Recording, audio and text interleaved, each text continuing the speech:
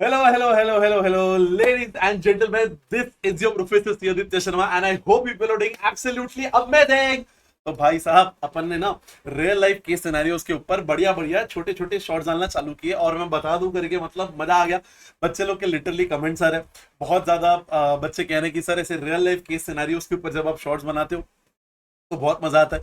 इसी चैनल के ऊपर आपको मिल जाएंगे 3 से 4 करके और हम और भी डालने वाले सब मजे से देखिए। हाँ, लेकिन उसके साथ साथ बच्चों का मेरे को एक कॉन्स्टेंटली मैसेज आ रहा है कि सर आप हमें ये बताइए कि हम लोग 15 दिन के अंदर सीए फाइनल एफआर खत्म करना चाहते हैं, तो क्या आपके पास कोई मास्टर प्लान है? बिकॉज November 26 एग्जाम अभी हमारे सर पे है और बच्चे लोग को पता चल गया है कि आईसीआई का लेवल क्या है। वही घीसे पीटे नोट्स, वही घीसे पीटे रिवीजन वीडियोस अगर हम देखेंगे तो हमारा काम नहीं बनेगा, because slowly slowly ICAI is moving towards ICAI।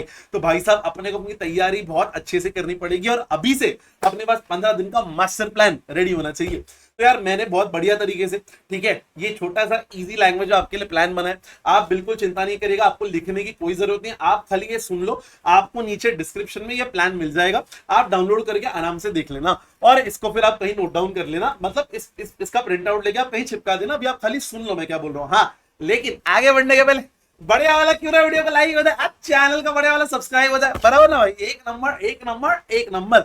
अब मेरी बात ध्यान से सुनना। देखो, अपने को ना बहुत ज्यादा आपका क्लियर टारगेट होना चाहिए कि मेरे को एफआर में 70+ स्कोर करना है इन November 26। मतलब आपके लिए ना एग्जामिशन 60+ नहीं होना चाहिए, आपके लिए एग्जामिशन होना चाहिए 70+। तब जाके somewhere you will land around 60+ करके, ठीक है ना? अच्छा, अब ध्यान से सुनने का मैं क्या बोल रहा हूँ। अपने पास सर 3 गोल्डन रूल है। आपको याद है क्या बचपन में 11-12 में आपको ऐसा 3 गोल्डन रूल सिखाया जाता था?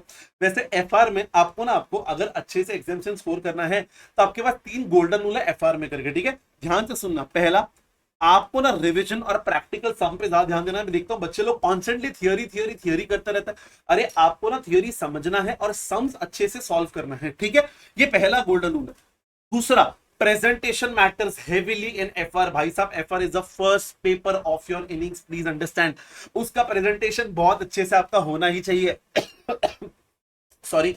और एफआर में ना प्रेजेंटेशन को बहुत अच्छे से करना पड़ता है because it is a practical paper, ठीक है? दूसरा, एक देखता हूं मैं बच्चे लोग बहुत ज्यादा गलती करते हैं, इस चीज को इग्नोर करते हैं। प्लीज इग्नोर मत करना। आपको आईसीआई का आरटीपी और मॉक टेस्ट पेपर कंपलसरी करना चाहिए। आरटीपी पिछले 2 अटेम्प्ट्स का और मॉक टेस्ट पेपर पिछले 2 अटेम्प्ट्स के कंपलसरी आपको बैठ के करना चाहिए या उसके ऊपर वीडियोस देख लेने चाहिए, ठीक है? ओके। अब एक कॉन्सेंट सवाल आता है कि सर बच्चे पूछते सर डेली हमें कितने प्रोडक्टिव आवर्स पढ़ने चाहिए? तो मैं बताऊं, ये देखो, ये डेली 10 से 12 प्रोडक्टिव आवर्स आपको देने ही चाहिए। देखो मैं आपको बताऊं, आपको कोई भी चीज लाइफ में अचीव करना है ना, तो आधे दिन से ज्यादा आपको उसको देना पड़ेगा। मतलब 13 घंटे आपको उसको देने पड़ते हैं। कोई बड़ी बात नहीं है 13 घंटे उसको देने में, बिकॉज आपका दिन बाद 24 घंटे का होता है। आधे दिन से ज्यादा मतलब 13 घंटे आपको उस चीज को देना, तो आप इजीली उस चीज में सक्सेसफुल हो जाओगे। मैंने तो फिर भी नहीं लिखे, मैंने तो 10 से 12 घंटे प्रोडक्टिव लिखे हैं। मतलब सीधी बात है, आपको 13 से ज्यादा देने पड़ेंगे, प्रोडक्टिव आपको 10 से 12 निकालना पड़ेगा। ये चीज एकदम ध्यान रखना, मैं क्या बोलने की ट्राई कर रहा हूँ, ठीक है? हाँ, तो एकदम अच्छे से आपको वो चीज ध्यान रखना पड़ेगा और आपको 10 से 12 प्रोडक्टिव आवर्स निकालने ही पड़ेंगे, ठीक है? हाँ। अब कुछ कुछ बच्चे सुबह पढ़ते हैं, कुछ कुछ बच्चे शाम को पढ़ते हैं। वो आपका कॉल है कि आप कैसे उस चीज को आप इसको नोट डाउन करते हैं। मतलब आपको अगर सुबह पढ़ना अच्छा लगता है आप सुबह पढ़िए, आपको शाम को पढ़ना अच्छा लगता है आप शाम को पढ़िए, ठीक है? फिर लेकिन आप अपने 10 से 12 घंटे प्रोडक्टिव निकाल लीजिए। अब आती है मेन मेन बातें, ध्यान से सुनना। मैं हमेशा क्लास में बोलता हूं कि ये जो चैप्टर्स है ना, ये तुम्हारे एफआर का पूरा फ्यूचर डिसाइड करता है। मतलब तुम्हारा पूरा एफआर का पेपर ये 6 से 5 चैप्टर्स डिसाइड करते हैं। End S 109 financial instruments, consolidation end S 110, business combination 103, end S 115 revenue, end S 116 लीजेस। ये 6 चैप्टर ना लिटरली तुम्हारा एफआर का लिटरली तुम्हारा पूरा बेस डिसाइड कर दे कि तुम एफआर में कितना स्कोर करोगे। इन 5 से 6 चैप्टर को इतना ज्यादा स्ट्रॉन्ग कर लो ना कि आईसीआई कुछ भी क्वेश्चन पूछे तुमको सब कुछ आना ही चाहिए, इसमें से एक भी चीज तुम नहीं छोड़ सकते। फिर अब पिछले 4 से 5 अटेम्प्ट से आईसीआई जो कॉन्स्टेंटली पूछ रहा है ना, मैंने उसका भी नीचे लिस्ट दे रखा है करके। मेरे को ऐसा लगता है कि इस अटेम्प्ट के लिए cash flow statement, employ benefit, share based payment, deferred tax that is और Ind AS 12, EPS that is Ind AS 33 पे भी आपको बहुत अच्छे से ध्यान देना पड़ेगा। आईसीआई उनके पर आपको क्वेश्चंस पूछ सकता है इस बार, ठीक है? तो वो भी चीज आप ध्यान रखना, इसमें से भी कुछ मत छोड़ना। मतलब तुम्हारे जो लिटरली 25 के ऊपर इंड एस है उसमें मैं बोल रहा हूं सबसे पहले तुम इतना कर लो, तुम्हारा इजीली इजीली 50 से 60 नंबर कहीं नहीं गए। अरे आपको समझता क्या मैंने क्या बोला? अच्छा, फिर अब मैंने लिटरली ना डे वाइज प्लान बना रखा है कि आपको डे 1 टू डे 5 क्या करना चाहिए, 5 to 10 क्या करना चाहिए, 10 to 15 क्या करना चाहिए। मैं क्विकली आपके साथ वो भी डिस्कस करूंगा, ध्यान से सुनना। ये देखो, सबसे पहले इन डे 1 पे आप इंडेक्स 115 उठा लो, फटाफट से पूरा इंडेक्स 115 खत्म कर लो। बहुत इंपॉर्टेंट चैप्टर है, आपके एग्जाम में आता ही आता है। मोर आप ज्यादा ध्यान देना क्वेश्चंस के ऊपर, थियरी आप इतना ज्यादा नहीं करोगे तो भी चलेगा।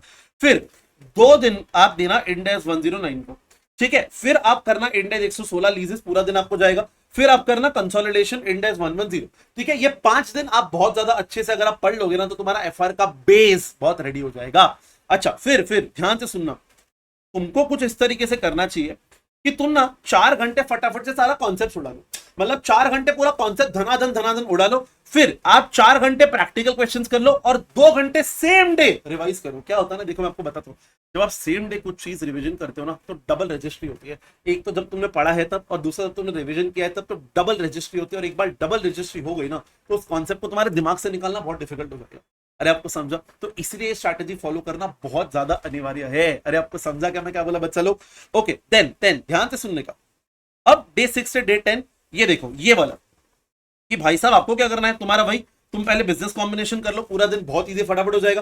कैश फ्लो के साथ साथ इंड डैश 12 भी कर लो, एम्प्लॉय बेनिफिट के साथ साथ शेयर बेस्ड पेमेंट भी कर लो, फिर ईपीएस और फेयर वैल्यू कर लो, और लास्ट डे 10 पे आप फुल प्रायोरिटी रिवीजन कर लो। मतलब क्या, अब तक मैंने आपको जो पढ़ाया, अब तक बेसिकली आपने जो पढ़ा उसको फटाफट से 10 दिन जो आपका 10 डे है उसमें पूरा रिवीजन कर लो। हाँ, वो 2-2 घंटे रिवीजन तो करना ही है, 10 डे पे आपको पूरा रिवीजन करना है। बोलो क्यों? बिकॉज ये आपकी क्रीम चैप्टर्स है जो इस बार मेरे को ऐसा लग रहा है कि आने वाला है। इतना करके इजीली तुम्हारा 60 से 70 नंबर किधर नहीं गया। अरे आपको समझा क्या मैंने क्या बोला?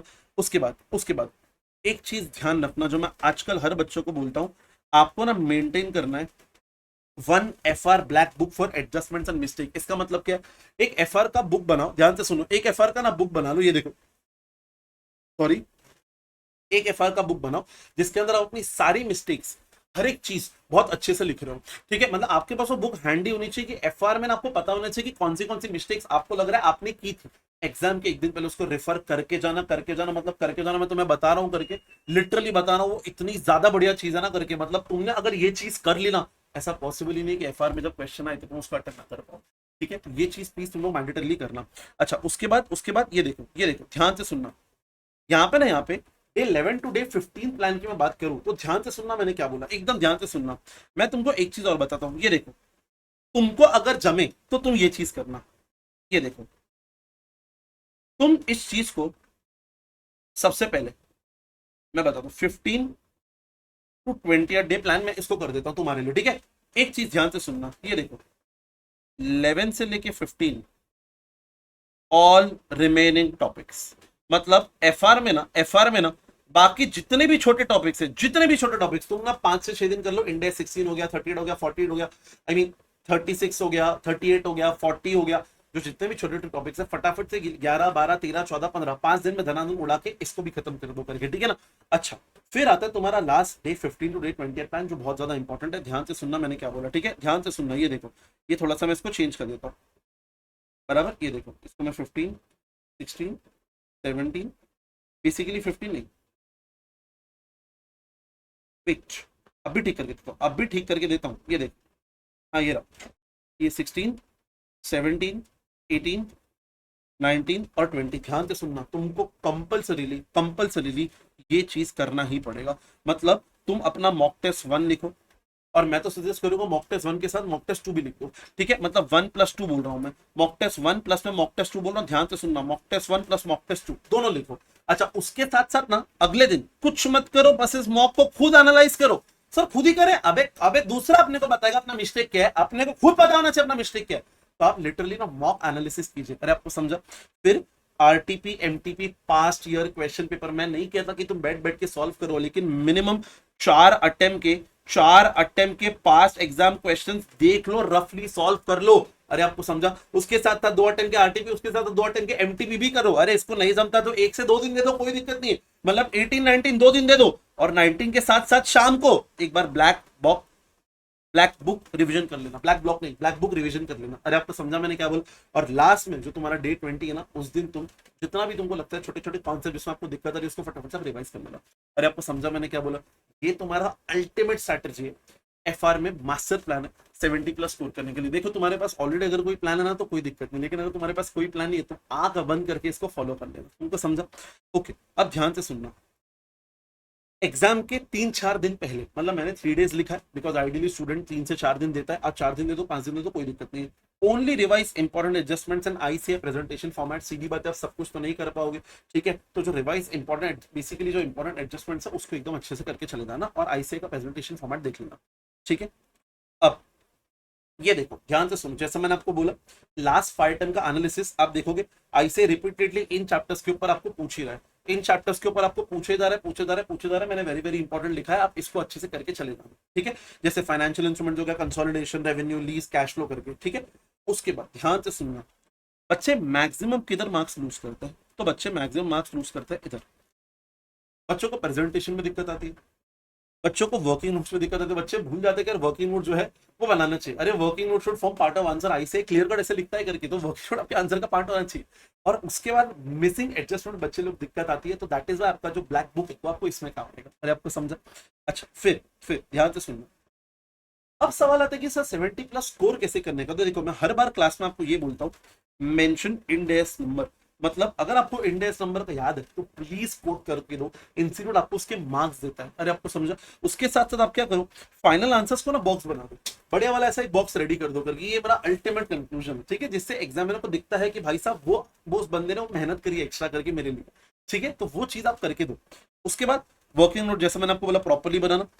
प्लीज ऑब्वियसली आप ना क्या करना बताए, सॉल्व क्वेश्चन बिफोर रीडिंग। मतलब क्या करना, बेसिकली इसका मतलब क्या है कि ऐसा नहीं कि सर रीड करने के पहले कैसे सॉल्व करें। अरे जब आप क्वेश्चंस रीड करते हो ना, तो रीड करके साइड में थोड़ा थोड़ा आप रफ नोट्स भी बना देते हो, जिससे आधा क्वेश्चन तुम्हारा तभी सॉल्व हो जाए, ठीक है। देन ये बिफोर रीडिंग है, विथ रीडिंग है, ठीक है ना, तो मैं वो भी ठीक कर देता हूँ। उसके बाद अटेम्प्ट फुल मॉक पेपर, जैसे मैंने आपको बोला कि सारे सारे मॉक पेपर अच्छे से करके लाओ, ठीक है। और लास्ट में एक सीक्रेट टिप है कि भाई साहब अगर तुमने 3 रिविजन्स करे तो इजीली 70+ पॉसिबल है। अरे आपको समझा मैंने क्या बोला, ठीक है। तो ये तुम्हारा बेसिक स्ट्रैटेजी है एफआर में अच्छे से स्कोर करने का, ठीक है ना। तो बहुत अच्छे से इस चीज को ध्यान रखना। इसी चैनल पे हम लोग 11-12 तारीख से एफआर के रिवीजन वीडियो चालू कर रहे हैं, जिसका टाइम टेबल मैं जल्दी ही इसी चैनल पे रिलीज कर दूंगा, ठीक है। तो आप क्या कर सकते हो, अगर आपका कोई चैप्टर वीक है तो आप उसको देख सकते हो मेरे साथ ही। एंड अगर आपको चैप्टर आता है तो कोई दिक्कत, कोई दिक्कत नहीं, हम नहीं देखोगे तो it is absolutely fine. But अगर आपको लग रहा है कि मेरे चैप्टर वीक है, तो उसी चैनल पे आपको वीडियो दिख जाएगा, आराम से उसको देख लेना, और नवंबर 26 के एग्जाम में बहुत बढ़िया तरीके से आप स्कोर कर लोगे। हम और आप मिलकर इस रिवीजन वीडियोस में पूरा कंटेंट करने वाले हैं, और उसके साथ साथ हम दोनों मिलके क्वेश्चंस भी करने वाले हैं, ठीक है। तो बॉस टाइम वेस्ट क्या करो, फटाफट से नीचे जाओ, डिस्क्रिप्शन में ये बढ़िया वाला पीडीएफ डाउनलोड करो एंड स्टडी वेल। और हाँ भाई साहब, वीडियो अच्छा लगे तो बढ़िया वाला कमेंट कर देना, बढ़िया वाला चैनल को सब्सक्राइब कर दो, ठीक है। चलो guys, bye, take care and thank you so much. This is Aditya Sharma signing off. Bye guys.